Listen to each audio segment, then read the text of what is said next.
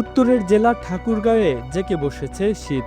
আবহাওয়া অফিসের হিসেব অনুযায়ী গত 5 দিন ধরে জেলার তাপমাত্রা 10 ডিগ্রি সেলসিয়াসের মধ্যেই রয়েছে। আজ শুক্রবার সর্বনিম্ন তাপমাত্রা রেকর্ড করা হয়েছে 9.8 ডিগ্রি সেলসিয়াস, যা মৃদু শৈত্যপ্রবাহের মধ্যে পড়ে। ভোর থেকে ঘন কুয়াশায় চারদিকে ঢেকে থাকে। সময় বাড়ার সঙ্গে সঙ্গে সূর্য দেখা দিলেও উত্তরীয় হিমেল বাতাসে অনুভূত হচ্ছে কনকনে ঠান্ডা। ঘন কুয়াশার কারণে দিনের বেলায়ও সড়কে হেডলাইট জ্বালিয়ে গাড়ি চলতে দেখা গেছে। শীতের তীব্রতায় সবচেয়ে বেশি বিপাকে পড়েছেন নিম্ন আয়ের মানুষ। অনেকে জীবিকার প্রয়োজনে শীত উপেক্ষা করে কাজে বের হলেও কনকনে ঠান্ডা তাদের জন্য বড় দুর্ভোগ হয়ে দাঁড়িয়েছে। প্রচণ্ড শীত হচ্ছে আমাদের এদিকে ঠাকুরগাঁয়। তো অবশ্য আমরা দেখতেছি যেটা অনেক ঠান্ডা, এবং ঠান্ডায় বের হওয়া যায় না। রাতের বেলা অনেক শীত পড়ে বৃষ্টির মতো, এবং কি গাড়ি ঘোড়া চালানো খুব অসুবিধা। ঠাকুরগাঁও খুব ঠান্ডা, খুব ঘন কুয়াশা, আমরা খুব কাম করতে পারতেছি না, খুব ঠান্ডা। আমাদের কাপড় চোপড় নাই, কম্বল টম্বল নাই, খেতার টেতার নাই, কিছু নেই।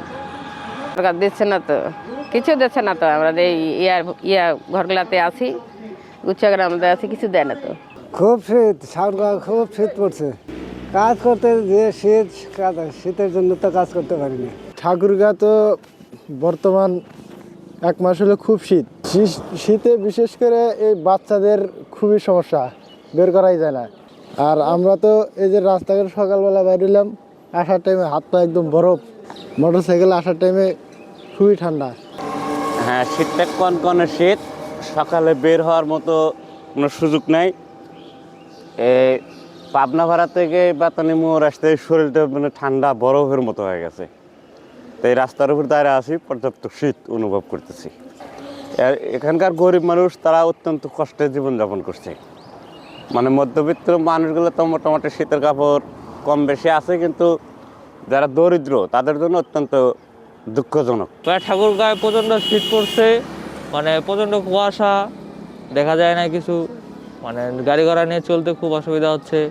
গত কয়েকদিন ধরে শীত বাড়ায় সর্দি কাশিতে আক্রান্তের সংখ্যাও বৃদ্ধি পাচ্ছে।